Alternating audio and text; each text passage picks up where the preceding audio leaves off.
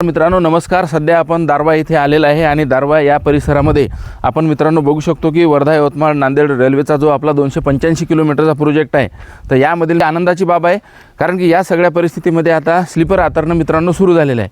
तर हे स्लीपर नेमक्या कशा आतरल्या जातात तर आता मी तुम्हाला दाखवतो की हे स्लीपर आणि पटरी मित्रांनो एकत्रितरित्या ह्या आतरल्या जातात। या ठिकाणी आपल्याला ट्रॅक्टर दिसत आहे आणि ट्रॅक्टरला ते रेल्वेसारखेच मित्रांनो या ठिकाणी चाकं असतात, आपण बघू शकतो।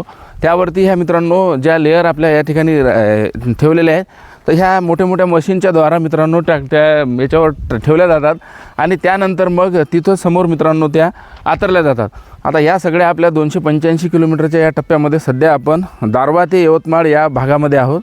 दारवा ते यवतमाळ म्हणजे इथून यवतमाळ ते दिग्रस हा जो मित्रांनो टप्पा आहे, तर हा टप्पा आपल्याला 75 किलोमीटरचा आहे आणि या 75 किलोमीटरच्या टप्प्यामध्ये सध्या आपण दारवा या परिसरामध्ये आहोत। म्हणजे इथनं दिग्रसही तेवढंच डिस्टन्स आहे आणि यवतमाळ पण तेवढंच डिस्टन्स आहे।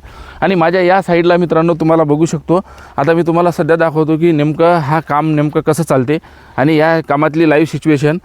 तर आपण बघू शकता मित्रांनो ह्या लेअर अशा या ठिकाणी आपल्याला असलेल्या दिसतात आणि या लेअरच्या माध्यमातून आणि इकडेही मित्रांनो मागे याचा स्टॉक आहे आणि ह्या सगळ्या स्लीपर एका ठिकाणून दुसऱ्या ठिकाणी नेण्यासाठी ह्या अशा म्हणजे जे ट्रॅक्टरला जे लावून आहे मित्रांनो ट्रॉली, तर हीच ती ट्रॉली आहे। फक्त यामध्ये आता स्लीपर बसण्याच्या उद्देशाने ह्या बनवल्या जातात आणि चाकही याला रेल्वेचे जे चाकं असतात मित्रांनो तसेच असतात।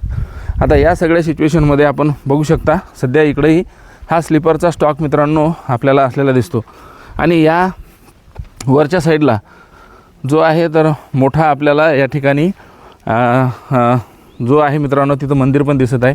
म्हणजे मोठा पहाड होता, इथून मित्रांनो हे काम आपल्याला चालू असलेलं दिसतं। आता इथे आपण बघू शकतो की इथून आता इथे फक्त आपल्याला रूट दिसत आहेत आणि या ठिकाणी स्लीपर मित्रांनो मागे मागे आहेत आणि त्याच्या माझ्या त्याही साईडला तुम्ही बघू शकता, त्या साईडला स्लीपर पण आहेत आणि त्या स्लीपरला पटऱ्या पण जॉईन केलेल्या आहे मित्रांनो।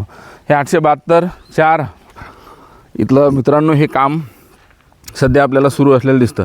मग या सगळ्या सिच्युएशनमध्ये आता हे आपण बघू शकतो मित्रांनो की साधारणतः 1 किलोमीटरच्या परिसरामध्ये सगळ्या स्लीपरच आपल्याला दिसत आहे।